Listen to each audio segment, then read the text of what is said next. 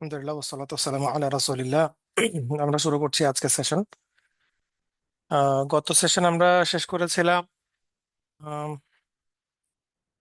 আমাদের হোটেল, বাস, ক্যাটারিং ইত্যাদি নিয়ে আলোচনা ছিল। আজকে হচ্ছে আমাদের হজের দিনগুলোর যে আমাদের ম্যানেজমেন্ট, সেটার ব্যাপারে আমরা একটু নজর দেব।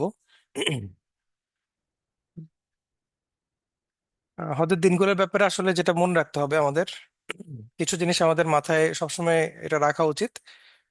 সেটা হচ্ছে হজের 5-6টা যে দিন, 8 তারিখ থেকে শুরু করে একদম 12-13 তারিখ পর্যন্ত, এটা খুবই ইম্পর্ট্যান্ট। অর্থাৎ আপনি যে একটা জার্নিতে যাচ্ছেন, এই 40 দিনের জার্নিতে যাচ্ছেন, একটা গুড অ্যামাউন্ট অফ মানি খরচ করে যাচ্ছেন, আপনার হার্ড আর্ন মানি।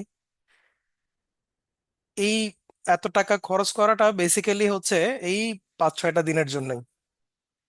অর্থাৎ এই কয়টা দিন আপনি যদি ঠিকমতো ইবাদত করতে পারেন, তাহলে আপনার সাফল্য। যদি এখানে কোনো ত্রুটি থেকে যায়, তাহলে ব্যর্থতা।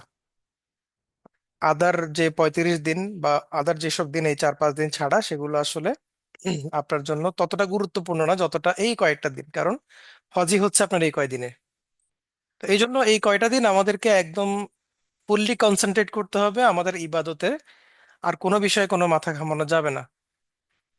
কোনো বিষয়ে বলতে আমি কি বোঝাচ্ছি, সেটা হচ্ছে আপনি ধরেন আপনার কোনো ব্যক্তিগত বিষয় নিয়ে আপনি পেরেশান হয়ে আছেন, পারিবারিক, সামাজিক, আর্থিক, নানাবিধ ইস্যু থাকতে পারে।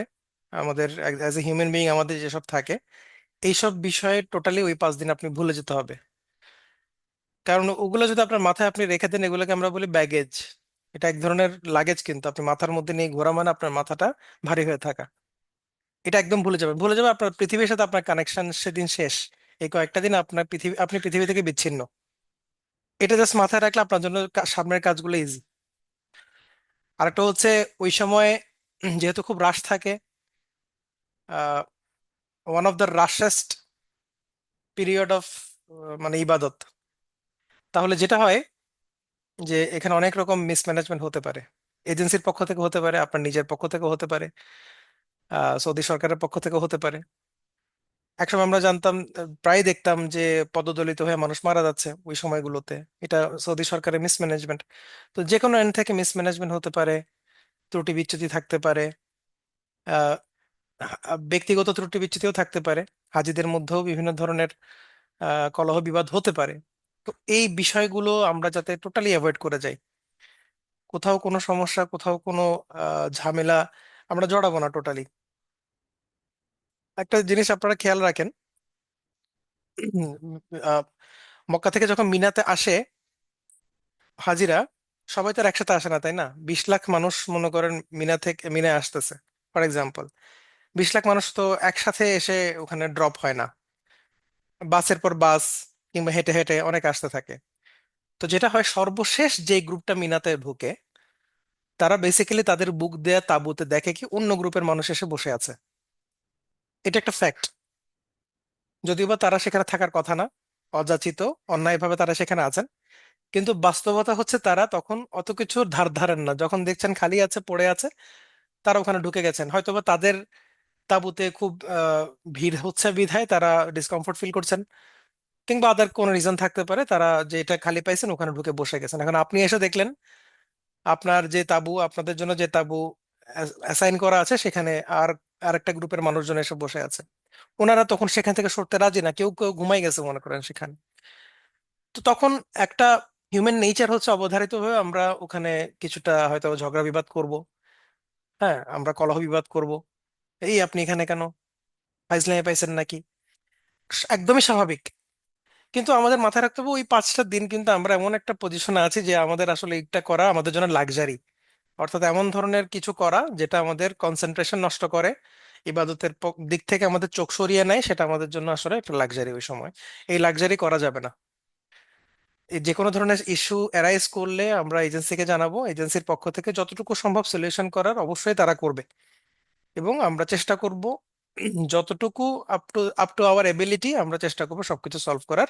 তো আপনারা সবসময় মাথাটা ঠান্ডা রাখবেন এই কয়েকটা দিন অন্তত। এই জন্য কোনোভাবেই কোনো একটা ইস্যু নিয়ে মাথা ঘামানো যাবে না। যে কোনো ইস্যু হতে পারে, সেটা আপনার একটা কোনো কিছু ডিসকমফোর্টিং লাগছে, আপনি খুব পোলাইটলি এসে এটা নিয়ে আলোচনা করবেন, কিন্তু এটার জন্য মাথা গরম করবেন না, কারণ যখনই আপনি মাথা গরম করবেন, একটা জিনিস সলিউশন হোক না হোক, আপনার মাথা যখন একবার গরম হয়ে যাবে তখন দেখবেন আপনি ইবাদতে কনসেন্ট্রেট করতে পারছেন না। এটা once in a lifetime ইবাদত আমাদের অনেকের জন্যই। হ্যাঁ, এখানে হয়তো অনেক আল্লাহর বান্দা আছেন যাদেরকে আল্লাহ হয়তো পছন্দ করে আরো কয়েকবার হজ করার তৌফিক দিবেন ইনশা আল্লাহ তাআলা। কিন্তু অনেকের জন্য হয়তো বা সেটা once in a lifetime, এরপর হয়তো আমরা আর কখনো, হজ তো দূরের কথা, হয়তো উমরা তো আমাদের আল্লাহ নসিব নাও করতে পারেন। তো এই যে আমাদের একটা সর্বশেষ সুযোগ, আমরা চাইবো না এটা নষ্ট করার জন্য। হজের দিনগুলো ঠিক আগে আগে আপনারা অতিরিক্ত নফল ইবাদত করে এনার্জি নষ্ট করবেন না। অতিরিক্ত নফল ইবাদত বলতে যেটা হয়, অনেকে খুবই তাওয়াফ করতে থাকেন। হ্যাঁ, যদিও বা আলেমরা বলেন যারা বাইরে থেকে মক্কায় আসে, বিভিন্ন দেশ থেকে যারা আসে, তাদের জন্য উত্তম নফল ইবাদত হচ্ছে তাওয়াফ করা। বেশি বেশি তাওয়াফ করবেন। কেন তাওয়াফ করবেন বলেন তো? কারণ বাংলাদেশে তো আপনি তাওয়াফ করতে পারবেন না। বাংলাদেশে আপনি নফল ইবাদত করতে পারবেন, বাংলাদেশে আপনি লাইলাতুল কদর পাবেন, কিন্তু বাংলাদেশে যেটা পাবেন না সেটা হচ্ছে আপনি তাওয়াফ করতে পারবেন না। তাহলে কি করণীয়? যেখানে পাবেন সেখানে অপটিমাম ইউজ করে আসতে হবে। এই জন্য অনেকে একটা প্রশ্ন করেন মাসালা যে আমরা কি হারামে গেলে কি করব, আমরা কি নফল সালা পড়বো নাকি তাওয়াফ করব? আহ, ইবনে বাজ রাহিমাহুল্লাহ তিনি বলেছিলেন যে অবশ্যই যারা মক্কার বাইরে থেকে আসে তাদের জন্য উত্তম হচ্ছে তাওয়াফ করা। কারণ তাওয়াফ, বেশি বেশি তাওয়াফ করাটা আপনার পক্ষে মানে এটা আর কখনো সম্ভব না। আপনি যে মক্কা থেকে একবার বের হয়ে যান, তাওয়াফ শেষ।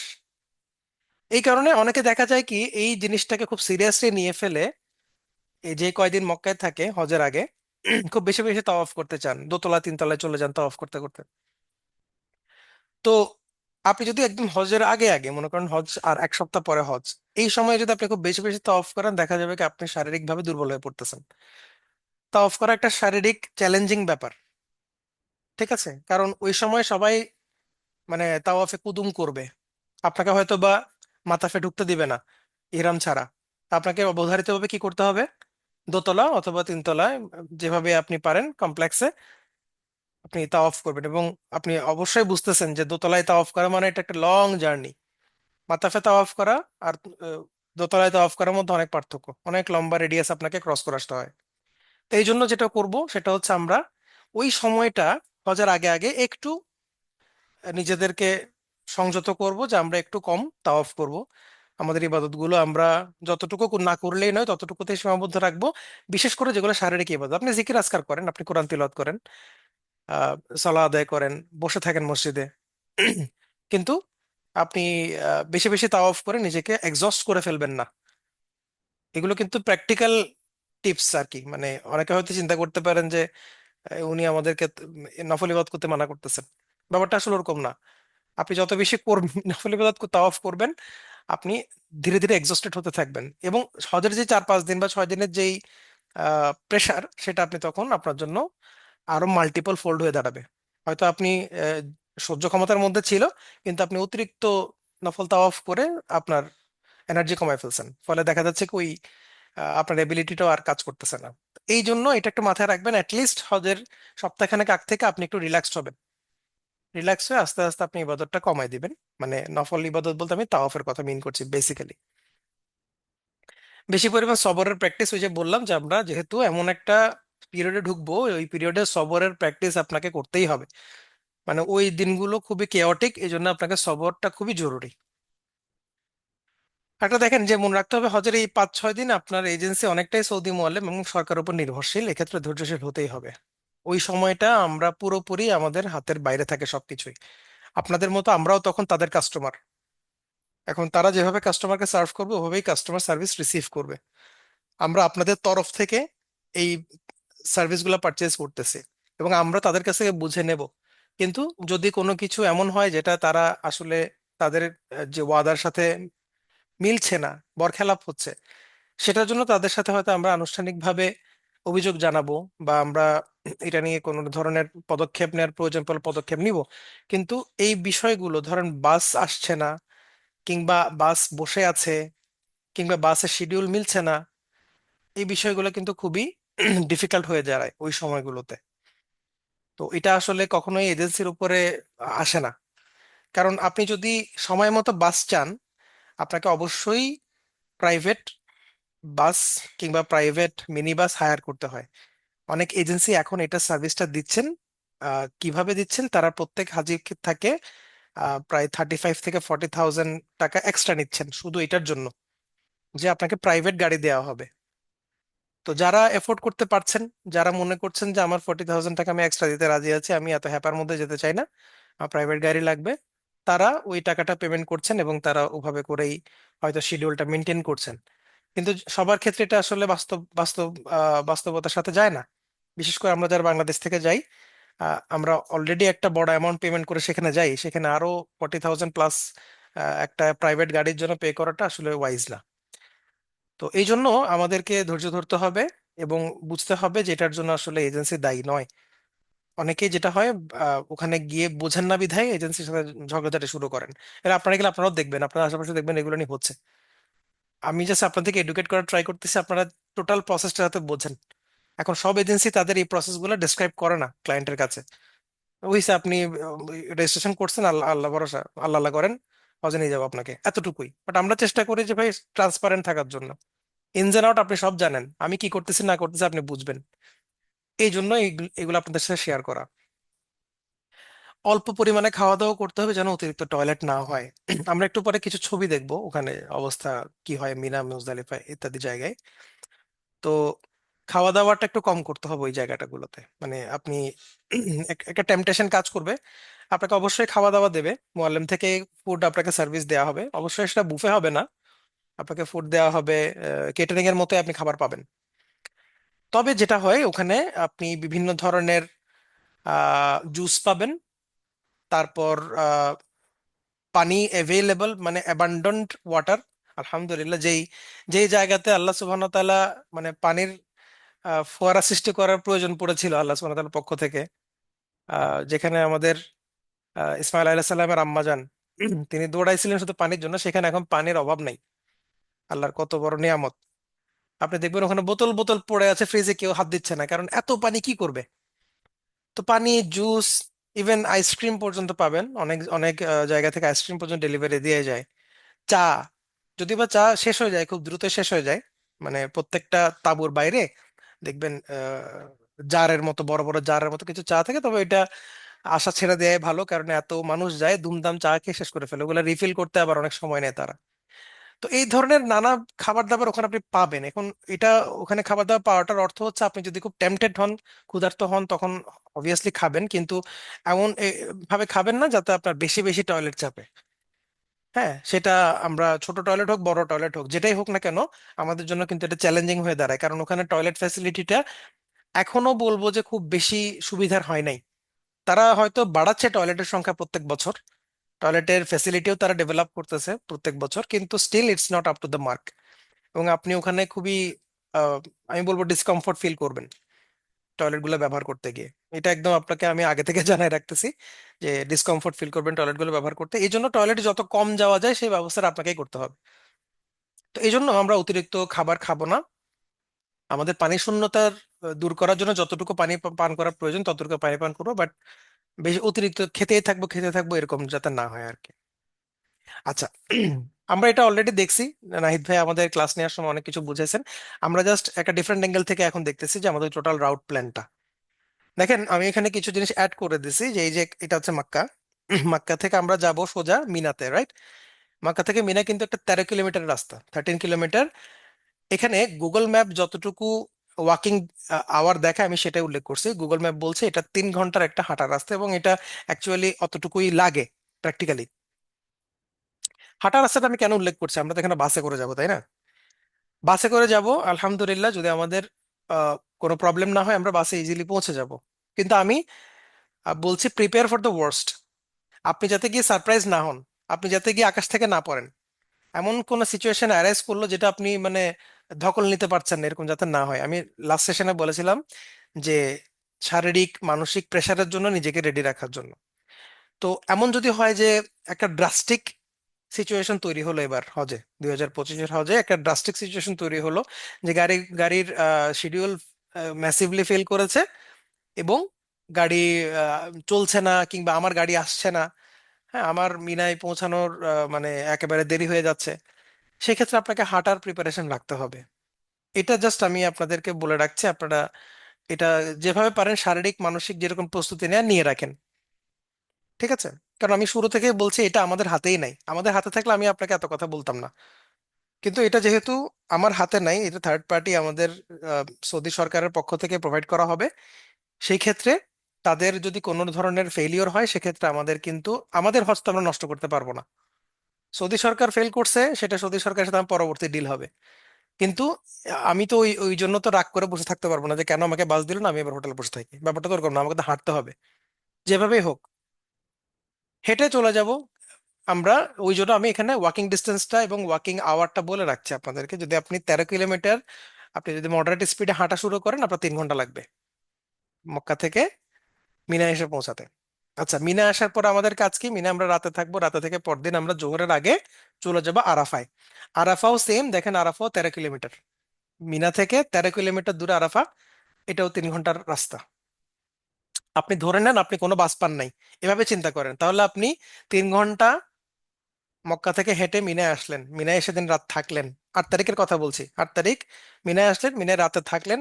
পরদিন আপনি আবার হাঁটা দিলেন, 3 ঘন্টা হেঁটে আপনি আরাফায় পৌঁছালেন জোহরের আগে। জোহরের পর থেকে আপনি উকুফ করলেন সেখানে, মাগরিবের নামাজ পড়ে সেখানে, মাগরিবের ওয়াক্তের পরে, দুঃখিত, মাগরিবের ওয়াক্তের পর আপনি এখান থেকে বের হয়ে যাবেন। বের হয়ে কোথায় যাবেন? মুজদালিফায়। মুজদালিফায় কোথায় দেখেন? 9 কিলোমিটার। আরাফা থেকে মুজদালিফা হচ্ছে 9 কিলোমিটার দূরে। আমরা কিন্তু যখন মিনা থেকে আরাফা যাই তখন কিন্তু মুজদালিফা ক্রস করে যাই, আবার ব্যাক করি আমরা। ব্যাক করে মুজদালিফায় চলে আসছি, 9 কিলোমিটার, এটা 2 ঘন্টার হাঁটার রাস্তা। মুজদালিফায় এসে আমরা রাতে থাকবো ওখানে, সালাদ জমা করব, দেন ফজরের পর আউয়াল ওয়াক্তে ফজরের নামাজ পড়ে আমরা আবার মিনায় ব্যাক করব। মিনা হচ্ছে 4 কিলোমিটার মুজদালিফা থেকে, এটা বেশিরভাগ মানুষই হেঁটে যায়। বেশিরভাগ মানে অলমোস্ট আপনি 90%ই মনে হয় হেঁটেই চলে যায়, যেহেতু এটা 1 আওয়ার ওয়াক এবং মাত্র 4 কিলোমিটার। হেঁটে হেঁটে মানুষ চলে যায় মিনায় গিয়ে। বাকিটা আপনারা জানেন, জামারায় পাথর মারা ইত্যাদি ইত্যাদি।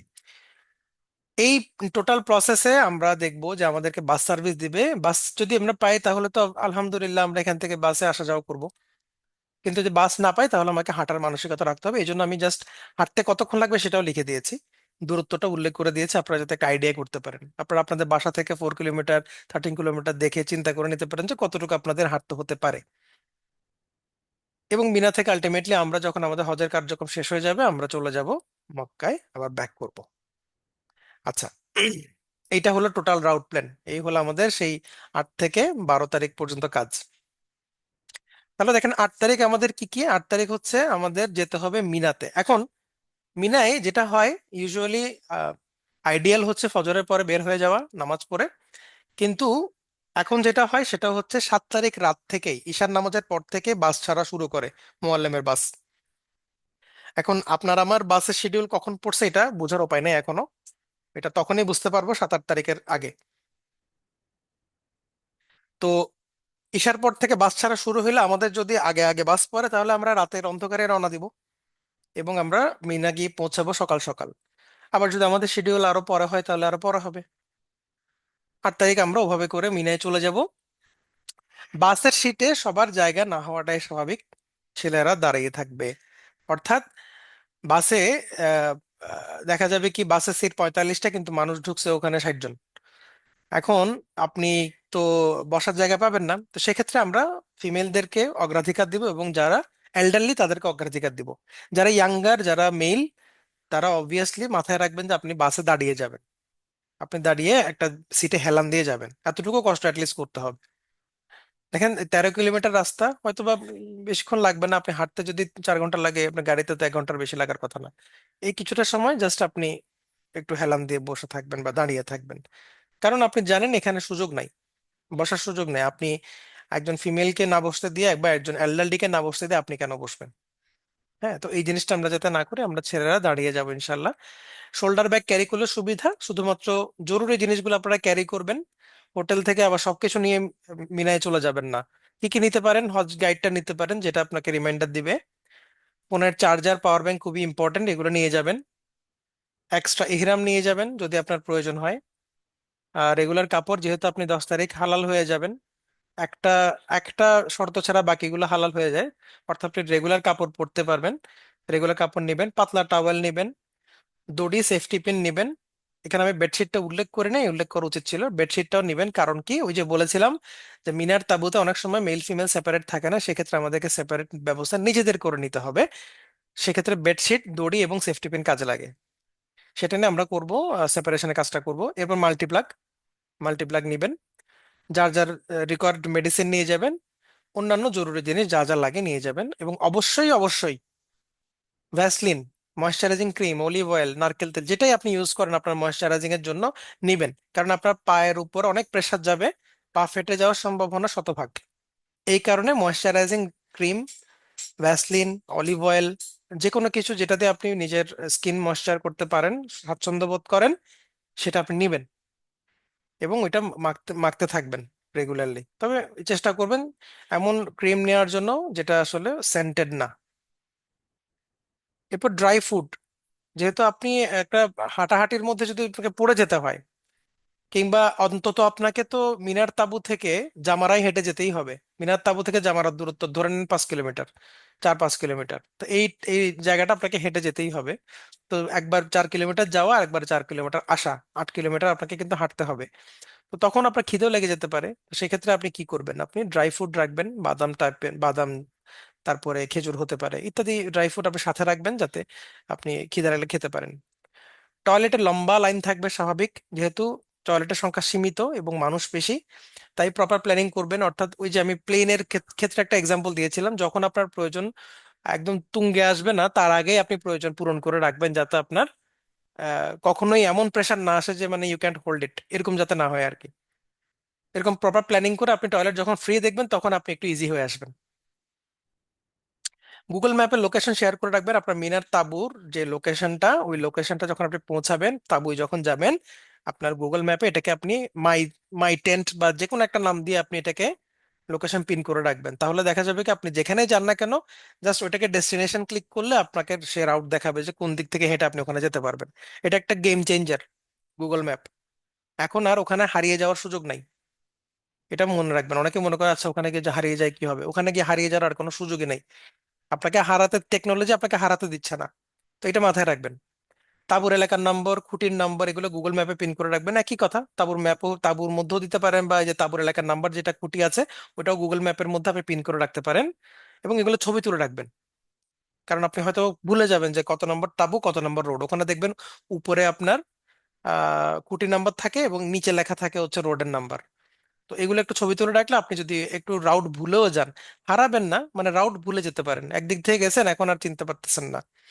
হ্যাঁ, তো আপনাকে হয়তো বা ঘুরে ফিরে আরেক জায়গা থেকে আসতে হচ্ছে, তো ওই ছবি তুলে রাখলে বা ম্যাপে পিন করে রাখলে আপনার জন্য ইজি হয়। আর এরপরে যখন মিনা থেকে আমরা আরাফার দিকে যাব 9 তারিখ, তখন মিনাতে আপনি চাইলে অনেক কিছু রেখে যেতে পারেন, কারণ আরাফায় আপনি বেশিক্ষণ স্টে করবেন না, আপনি মাগরিবের ওয়াক্তের পরে ব্যাক করতেছেন, মুজদালিফায় চলে যাবেন, অর্থাৎ মুভমেন্টে থাকবেন। তো আপনি সবকিছু ক্যারি করার দরকার নাই, যদি আপনি অনেক কিছু নিয়ে বের হন আর কি। সবকিছু ক্যারি করার দরকার নেই, কিছু জিনিস আপনি চাইলে মিনাতেও রেখে যেতে পারেন, তাঁবুতে রেখে, কারণ ওই তাঁবুতে আপনি আবার ব্যাক করবেন। তো আপনার তাঁবু থাকবে এবং সিকিউরড, কেউ ওখানে চুরি করবে না। আচ্ছা, এবার আমরা যাচ্ছি 9 তারিখ আহ মিনা থেকে আরাফা। তাহলে আরাফার বাসটাও সেম, আসতে লেট হতে পারে এবং সফর করবো আমরা সেই জায়গায়। বাস অনেক দূরে থাকতে পারে, আপনাকে বাস উঠতে অনেকটা হেঁটে যেতে হতে পারে, কারণ আপনার টেন্টের সামনে তার বাস আসবে না, বাস তো মেইন রোডে থাকবে, তো আপনাকে হেঁটে হেঁটে যেতে হতে পারে, এটার জন্য মাথা রাখবেন। মিনা থেকে আরাফা যদি কেউ হেঁটে যেতে চান, তাহলে কাঁধের ব্যাগে অ্যাটলিস্ট 3-4 বোতল পানি রাখবেন, ড্রাই ফ্রুট, বাদাম ইত্যাদি রাখবেন, কারণ অনেক লম্বা রাস্তা, হেঁটে যাওয়ার রাস্তাটা।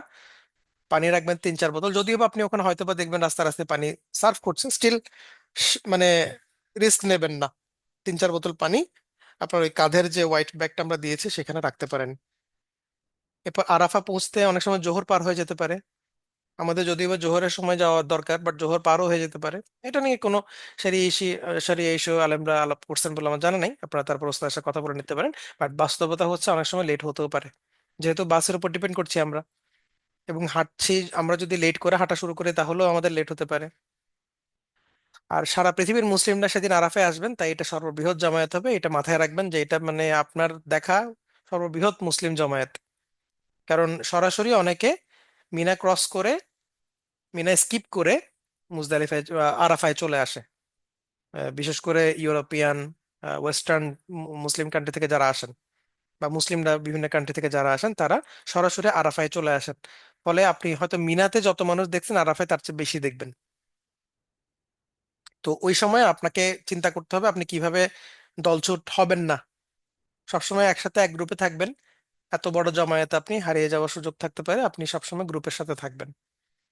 মাগরিবের পর পরে আমরা মুজদালিফার উদ্দেশ্যে রওনা দেব। বাস যদি দেরি হয় আমরা হাঁটা দিব, কারণ আমাকে মুজদালিফায় গিয়ে তো রাতে অ্যাটলিস্ট কিছু সময় স্টে করতে হবে, তাই না? তো আমার তো লেট করার সুযোগ নাই। যদি এমন হয় যে আমার দেরি হয়ে যাচ্ছে, আমি ওখান থেকে হেঁটে চলে যাব।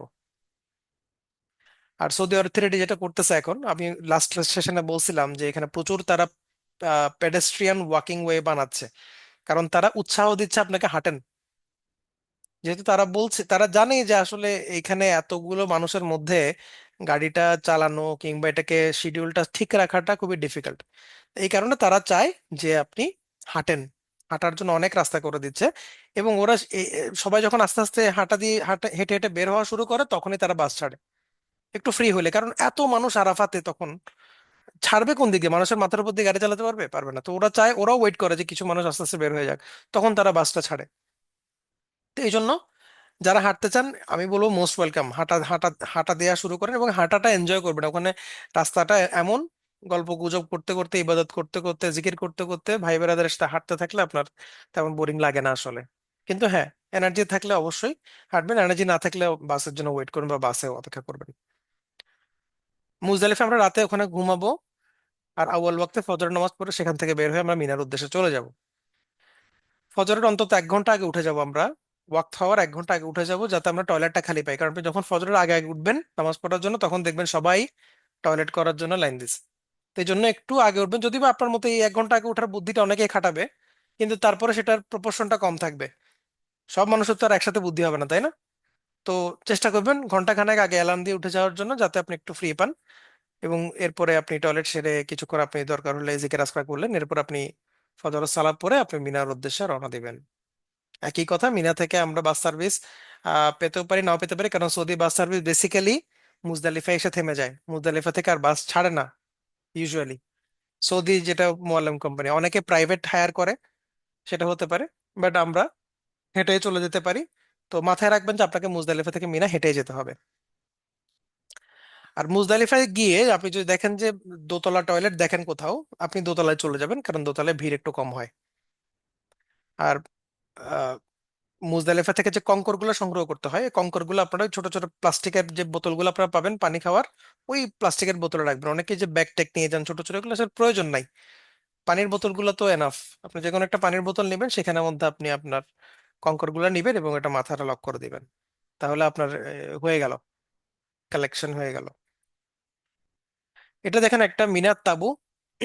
তাবুর ব্যাপারে একটু কথা বলি। তাবুর মধ্যে আপনারা অলরেডি জানেন, আপনারা নেটে দেখলে দেখবেন যে তাবু 4 রকমের হয়, ABCD।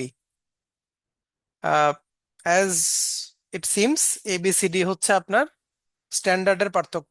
এ ক্যাটাগরি হচ্ছে একদম ভিআইপি, বি ক্যাটাগরি একটু কম, সি ক্যাটাগরি তার চেয়ে কম, এবং ডি ক্যাটাগরি হচ্ছে একদম লোয়েস্ট কোয়ালিটি। এবং বাংলাদেশের হাজিরা ডি ক্যাটাগরি পায়। এটা আমাদেরই আমাদের জন্য অ্যালাউ বরাদ্দ করা আছে এটাই। Bangladesh, Pakistan, India basically D ক্যাটাগরির তাবুগুলাই তারা বরাদ্দ পায়। ডি ক্যাটাগরির তাবুগুলোতে এ ক্যাটাগরির চাইতে অসুবিধা কি, এটা একটু জেনে রাখি।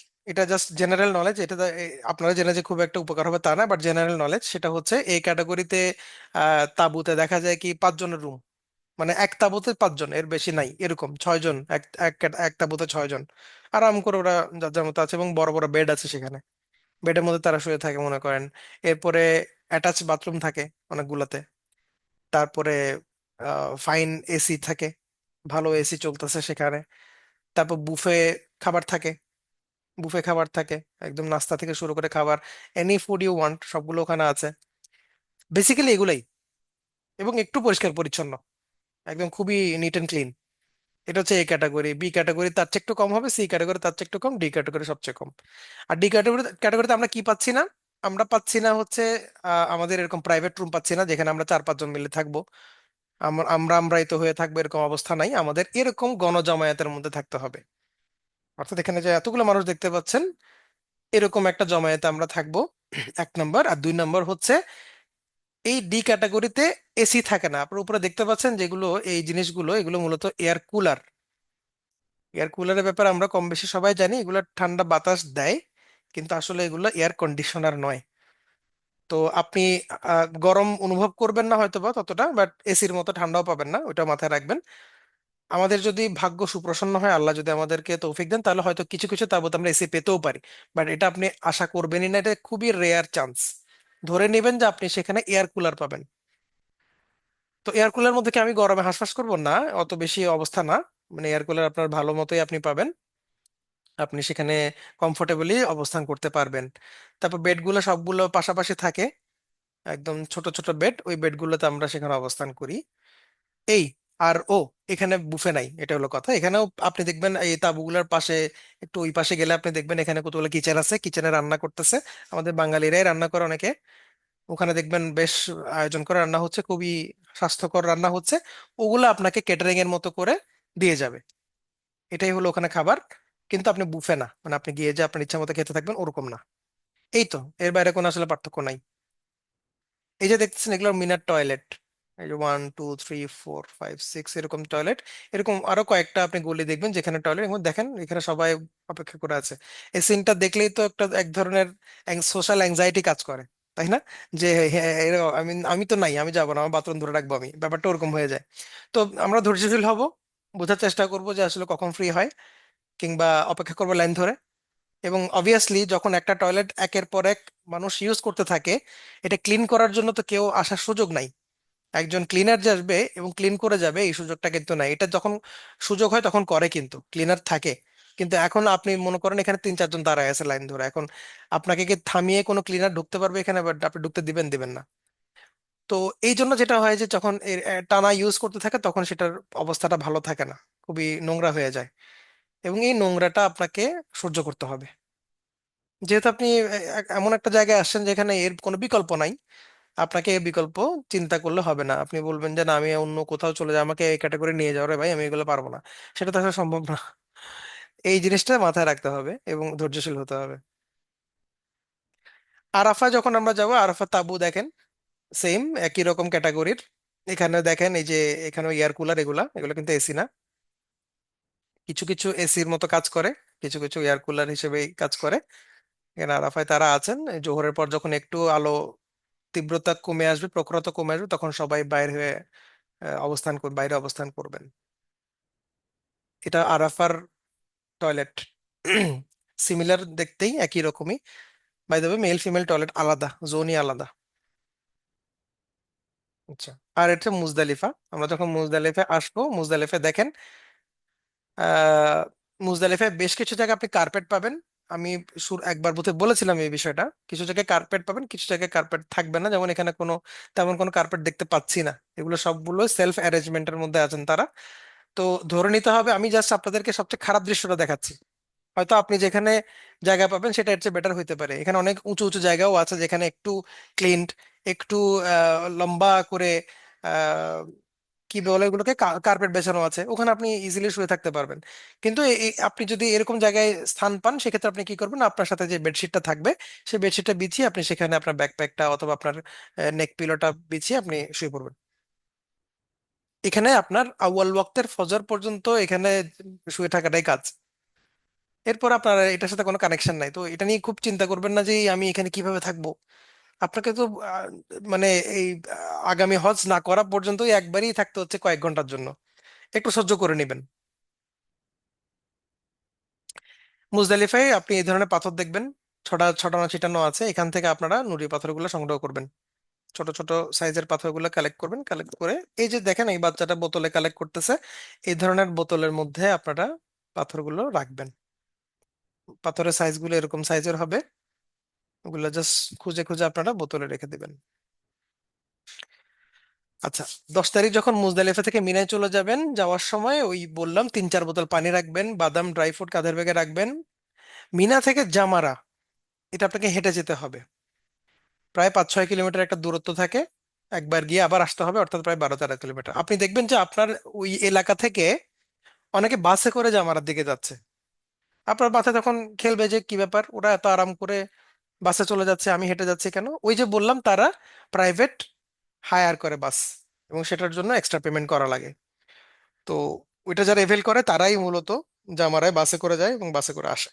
বাট আমাদের হেঁটে যেতে হবে, হেঁটে আসতে হবে, যেহেতু আমরা অতিরিক্ত খরচ করে প্রাইভেট বাস হায়ার করছি না।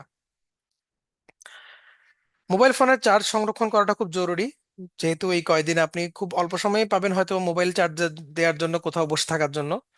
আপনি কনস্ট্যান্ট মুভমেন্টের মধ্যে আছেন, তো চার্জটা সংরক্ষণ করে রাখবেন, পাওয়ার ব্যাংকটা সাথে রাখবেন, যেহেতু পাওয়ার ব্যাংকটা এই সময় বেশি কাজে লাগে। ছবি তোলা, ভিডিও করা, অডিও কল করা, ভিডিও অডিও কল করা, স্ক্রলিং করা একটু কমাই দিবেন, যেহেতু এগুলো চার্জ খেয়ে ফেলে।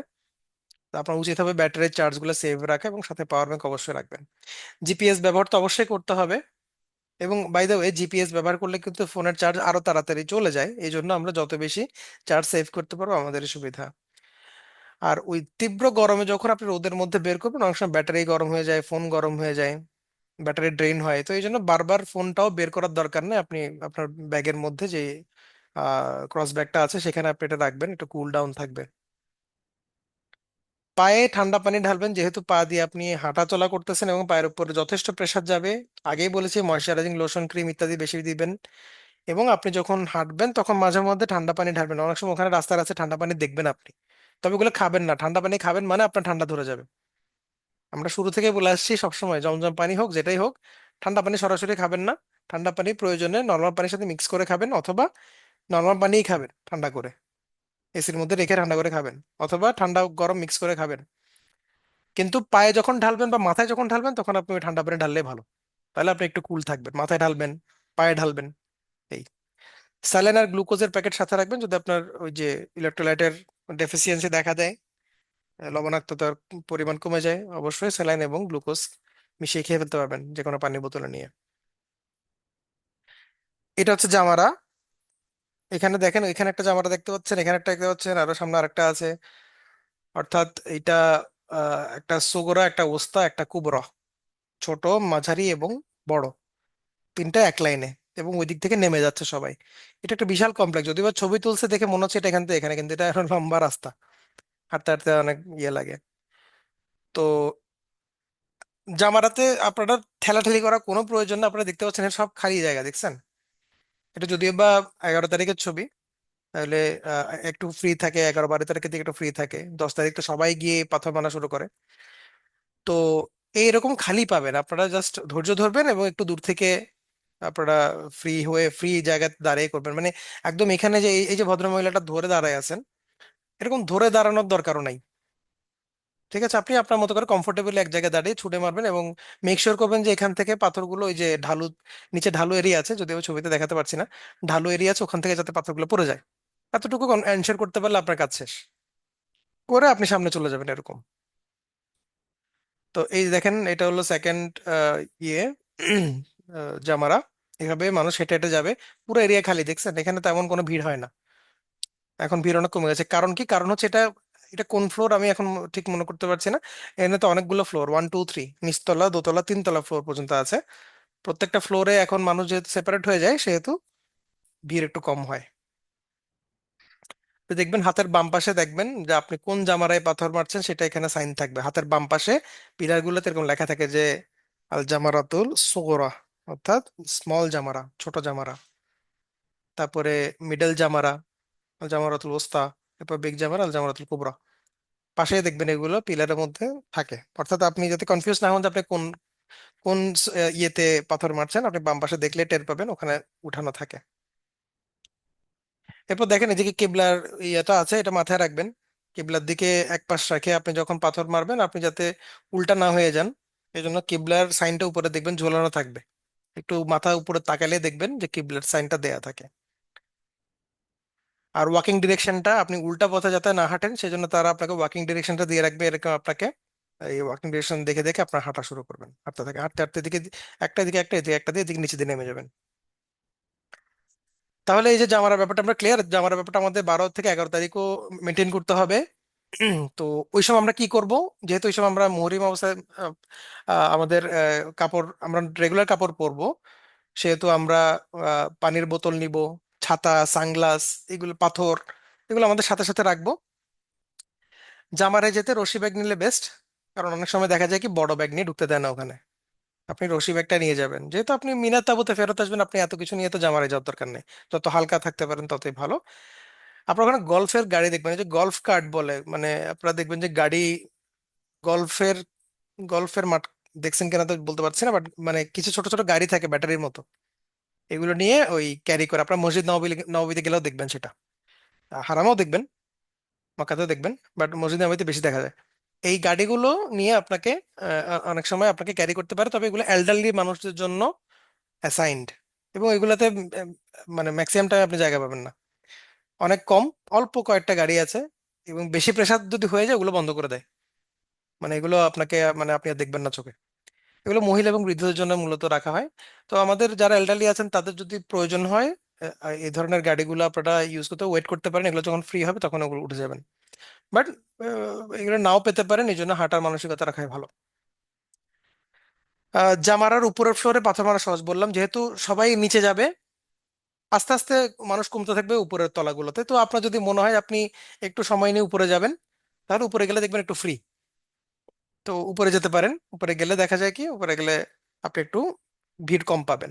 তবে গ্রুপ যেদিকে যায় ওদিকে যাওয়াটাই ভালো, আপনি গ্রুপ থেকে বিচ্ছিন্ন হয়েন না। গ্রুপ যদি নিচে করে তাহলে নিচে করবেন, নিচে যদিও একটা প্রেশার থাকবে, নিচে করলে আপনি গ্রুপ যদি যায় তাহলে আপনি গ্রুপের সাথে নিচে যাবেন। যাবারে আপনি কোথাও ওয়েট করতে পারবেন, আপনি দাঁড়ায় দাঁড়ায় এখানে সিনারি দেখবেন, এই অবস্থা দিবেন আপনাকে বারবার, মানে হাজি হাজি তারাক তারাক বলতে থাকবে, তা আপনি ওখানে দাঁড়াইতে পারবেন না। তাই একসাথে গ্রুপের সাথে গিয়ে পাথর মেরে আস্তে করে বের হয়ে যাবেন। আর জামারার কাছাকাছি পৌঁছানোর আগে হাতের মধ্যে 7টা পাথর নিয়ে নেবেন, কারণ ওখানে বারবার বোতল থেকে পাথর বের করে মারবেন, আবার বের করে মারবেন, এরকম করার চাইতে আপনি হাতে রেখে দিলেই ভালো। বোতলটা আপনার ব্যাগে থাকলেও আপনি 7টা পাথর আপনার হাতে নিয়ে নিলেন, তাহলে আপনি দ্রুত মেরে সরে, মানে সামনে চলে যেতে পারবেন। আর পাথর মেরে কোন পাশের গেট দিয়ে বেরোবেন সেটা জেনে রাখা জরুরি, কারণ এখানে দুইটা গেট বের হয়, একটা ডানে একটা বামে।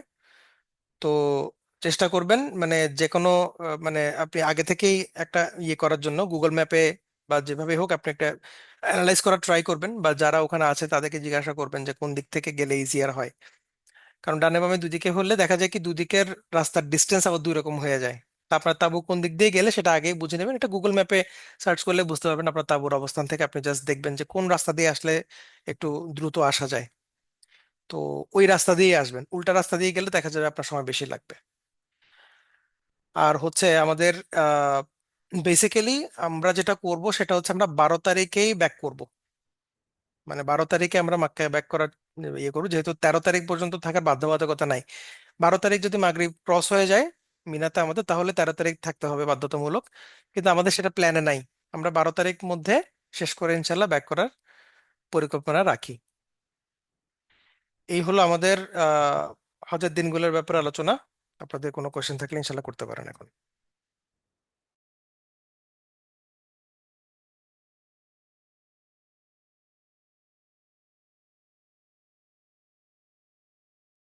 আসসালামু আলাইকুম সাকিব ভাই, ওই যে আমাদের ওয়ালাইকুম ওস্তাদ আসসালাম। বলছিলেন যে আমাদেরকে 13 তারিখে আমরা থাকবো এরকম বলছিলেন। না, ওস্তাদের সাথে ওস্তাদ আপনাকে বলছিলেন হয়তো বা, মানে 13 তারিখ পর্যন্ত থাকার প্রভিশন আছে আর কি, কিন্তু বাধ্যবাধকতা নাই। এখন আমাদের যেরকম শিডিউল আমরা পাচ্ছি, আমাদের 12 তারিখ আমরা ব্যাক করতে পারবো। তো যদি 12 তারিখ পারি তাহলে 12 তারিখ ব্যাক করাটা আমাদের জন্য ইজিয়ার আর কি।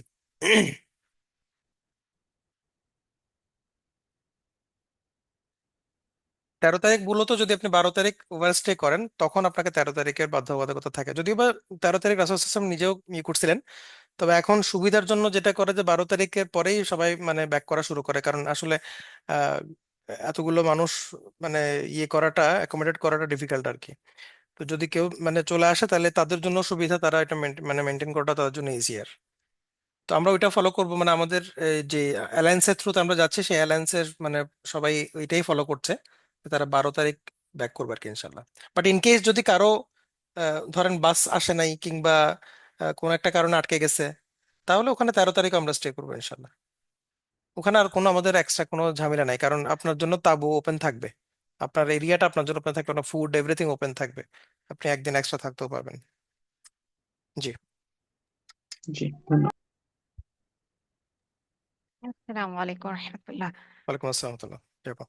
মুজদালিফায় যে রাতে থাকা, সেখানে দেখলাম মেয়ে লোকরা, যে আপনি যে ছবিটা দেখালেন, তো এখানে কি ফ্যামিলি থাকছে নাকি, মানে কিভাবে ছেলেমেয়েরা তো আলাদা, মানে কিভাবে কি ফ্যামিলি সহ ওইভাবে থাকা যায়, নাকি যারা গ্রুপের মাধ্যমে যাচ্ছে, গ্রুপের সিস্টাররা একসাথে, এরকম কি? এটা ডিফিকাল্ট টু সে, আসলে এখানে আসলে নানা মতের নানা পথের মানুষ এসে মিলিত হয়। তো আপনি যখন, আমি জাস্ট মুজদালিফা বাদ দেন, আপনাকে জাস্ট একটা এক্সাম্পল বলি। আপনি যখন হারামে নামাজ পড়তে যাবেন, হারামাইনে নামাজ পড়তে যাবেন, তখন দেখবেন আপনি মানে একই কাতারে ছেলে মেয়ে দাঁড়ায় গেছে। অর্থাৎ মানে একই কাতারে ছেলে মেয়ে দাঁড়ায় গেছে, মানে আপনার ডান পাশে দেখবেন মেয়ে দাঁড়াইছে, বাম পাশে ছেলে দাঁড়াইছে। আবার সামনের কাতারে ছেলে, পিছনের কাতারে মেয়ে, তার পিছনের কাতার আবার ছেলে। এগুলো হচ্ছে আসলে যদি if I follow the Audacity, যেটা আসলে ভুল, মানে আউটওয়ার্ডলি বলতে হবে এটা আসলে ভুল, মানে এগুলো তো আসলে সঠিক না। কারণ আপনি তো সালাহ পড়ার একটা সিস্টেম আছে, আপনি প্রথমে পুরুষরা পড়বে, এরপরে মহিলারা পড়বে একটা ডিস্টেন্স বজায় রেখে। এই কিন্তু আপনি হারামে দেখবেন যে এখন পুরুষ কাতার, এখন নারী কাতার, এখন পুরুষ কাতার, এখন নারী কাতার, এরকম জাস্ট এরকম শাফলিং করে, এবং একই কাতারে পুরুষ নারী। এবং আমি এমনও দেখছি যে এক পাশাপাশি পুরুষ নারী নামাজ পড়তে, হাজবেন্ড ওয়াইফ পাশাপাশি নামাজ পড়তেছেন একই কাতারে। তো এগুলো আসলে তো মিস্টেক। হ্যাঁ, তো এটা আসলে আমরা করব না অন্তত। আমরা যদি এই ধরনের কোনো দেখি যে সিচুয়েশন, আমরা ওখান থেকে সরে অন্য কাতারে চলে যাব। এটা জাস্ট নামাজের এক্সাম্পল দিলাম, তো একই কাণ্ড আপনার মুজালিফে হতে পারে। অর্থাৎ দেখা যাবে কি এখানে পাশাপাশি মাহরাম মাহরাম বসে আছে। তো আমরা চেষ্টা করবো আমাদের মতো সেপারেশন মেনটেন করার জন্য, আমরা এমন জায়গায় অবস্থান করবো যেখানে অ্যাটলিস্ট আমাদের থেকে মানে একটা দূরত্ব বজায় রাখতে পারবো। ফ্যামিলি হতে পারে, এখানে অনেকে হতে পারে তারা ফ্যামিলি পাশাপাশি আছেন, যেমন এখানে আমি বুঝতে পারছি না যে এখানে, যেমন এখানে এটা এটা একজন পুরুষ বা নারী বোঝা যাচ্ছে না আসলে। বাট এখানে হয়তো ফ্যামিলি যদি থাকে, ফ্যামিলি একসাথে আছেন, আবার শুধুমাত্র সিস্টার্সরা হয়তো একসাথে আছেন, এরকম হতে পারে। তবে অনেকটাই মিক্সড আপ হয়ে যায় সব জায়গাতে গিয়ে আসলে। অনেকেই এটাকে জাস্টিফাই করেন নানা ওয়েতে, জানি না আসলে কিভাবে করেন, বাট এই সিচুয়েশন গুলো ওখানে একটা বাস্তবতা, মানে ওখানে গেলেই আপনি দেখবেন যে এই ধরনের নানান রকম ভুলভ্রান্তি। সবচেয়ে মজার ব্যাপার হচ্ছে আপনি মদিনায় যখন নামাজ পড়বেন মসজিদে নববীতে, তখন দেখবেন অনেকে ইমামের আগে গিয়ে নামাজ পড়ে। ওখানে যদিও বা মানে ইয়ে দেওয়া আছে, বাউন্ডারি দেওয়া আছে যে এখানে ইমাম দাঁড়ান, এরকম একটা বাউন্ডারি দেওয়া আছে যে এর সামনে নামাজ পড়া জায়েজ নাই। ওর সামনেও দেখবেন 10-12 কাতার হয়ে যায়। এখন এটাকে আপনি কিভাবে ব্যাখ্যা করবেন? ওই নামাজের আসলে হুকুম কি আল্লাহ তাআলা ভালো জানেন, কিন্তু এটা আসলে তো সঠিক না। অ্যাপারেন্টলি আমরা বলি এটা সঠিক না, এটা ভুল। তো এই ধরনের অনেক ভুল হয়, এবং পুলিশও তখন ওইটা নিয়ে আর কন্ট্রোল করে না, কারণ আপনি 10-12 কাতার যখন দাঁড়া যাবে, পুলিশ আর কি ঠেঙাবে? কি করবে? পুলিশ তো তার ডাকাটাকি করতে থাকে, এখানে পড়া যাবে না, হ্যাঁ পড়া যাবে না, পড়া যাবে না বলতে থাকে, কিন্তু তারা ওখানে যখন সালাদ দাঁড়া যায়, সে চিন্তা করতেছে আমি যদি এখন পিছন দিয়ে ঘুরে আবার কমপ্লেক্সের ওই পাশে চলে যাই, ততক্ষণে নামাজ শেষ হয়ে যাবে, তা আমি তো নামাজই পাবো না, আমি এখানে দাঁড়ায় যাই, আল্লাহ ভরসা। কিন্তু সে খেয়াল করতেছে না যে সে ইমামের আগে দাঁড়ায় যাচ্ছে। তো এই ধরনের অসংখ্য মিস্টেক এখানে হয়। তো এটা আমরা এক্সাম্পল হিসেবে ধরবো না, আমরা আমাদের মতো করে যতটুকু শুদ্ধভাবে করা সম্ভব ইনশাল্লাহ আমরা সেটাই চেষ্টা থাকবে আমাদের।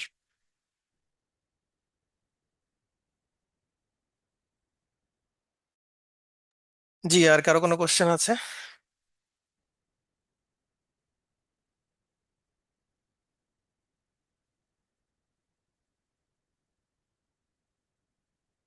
আচ্ছা, মনে হয় আর কারো কোনো কোশ্চেন নাই। আজকে আমাদের সেশনটা খুব একটা লম্বা ছিল না, যদিও বা আমাদের আহ যথেষ্ট আলোচনা হয়ে গেছে। আমাদের বিভিন্ন পয়েন্টে আমরা কি করব কিভাবে করব আমরা চেষ্টা করেছি যথেষ্ট এক্সপ্লেন করার জন্য। মোটামুটি আমাদের পুরো যে সফরটার ইম্পর্টেন্ট পার্টগুলো আমরা কভার করে ফেলেছি। আমাদের আরেকটা সেশন প্রয়োজন হবে, সেটা হচ্ছে আমরা আমাদের বিভিন্ন মুভমেন্ট গুলা, ধরেন আমরা যে মক্কা থাকবো, মদিনায় থাকবো, আমরা কি কি করব, কোথায় কোথায় থাকবো, এবং আমরা বিভিন্ন জিয়ারার বিষয়গুলো নিয়ে আলাপ করব, এবং আমাদের হারামাইন শরীফাইনে যে মুভমেন্টের বিষয়গুলো সম্পর্কে কিছু জেনারেল আইডিয়া আমরা শেয়ার করব, যাতে আপনাদের আইডিয়া থাকে, যাওয়ার আগে আইডিয়া থাকে। এই বিষয়টার উপর আরেকটা সেশন আমরা ইনশাল্লাহ করব, সেটা হয়তো বা 2-1 দিনের মধ্যেই করবো। আপনারা টানা কয়েকটা সেশন করেছেন, এই জন্য হয়তো 2-1 দিন গ্যাপ থাকবে। আর যদি সুযোগ থাকে, সম্ভব হয়, তাহলে আমরা আহ, সর্বশেষ আরেকটা সেশন করব, সেটা হচ্ছে আমরা একটা রিক্যাপ দিব, টোটাল আমাদের যাত্রা একটা রিক্যাপ দিব, এবং উমরার একটা রিক্যাপ আমরা দিব প্র্যাকটিক্যালি, যে আমরা উমরাতে কিভাবে আমাদের টোটাল উমরাটা আমরা মানে প্র্যাকটিক্যালি করব, সেটা আমরা রিমাইন্ডার একটা হিসেবে এই সেশনটা হবে একটা সর্বশেষ সেশন। তো একটা সেশন আপনাদের হবে সামনে, এবং যদি সম্ভব হয়, সময় আমাদের যদি থাকে, তাহলে আমরা আরেকটা সেশন, অর্থাৎ 2টা সেশন আমাদের টার্গেট আছে। তো ইনশাল্লাহ আপনাদের যাত্রার আগে আরো 2টা সেশন আমরা কন্ডাক্ট করে আমাদের হজের আগের সেশন এখানে শেষ হবে। বাকিটা ইনশাল্লাহ আমরা যখন আল্লাহর ঘরে পৌঁছাবো, সেখানে নাহিদ ভাই ইনশাল্লাহ কন্টাক্ট করবেন। ঠিক আছে, তাহলে আমরা আজকে এখানেই থামছি। সবাইকে অসংখ্য ধন্যবাদ। সুবহানাকাল্লাহুম্মা বিহামদিক আশহাদু আল্লা ইলাহা ইল্লা আনতা আস্তাগফিরুকা ওয়া আতুবু ইলাইক। আসসালামু আলাইকুম ওয়া রাহমাতুল্লাহি ওয়া বারাকাতুহু।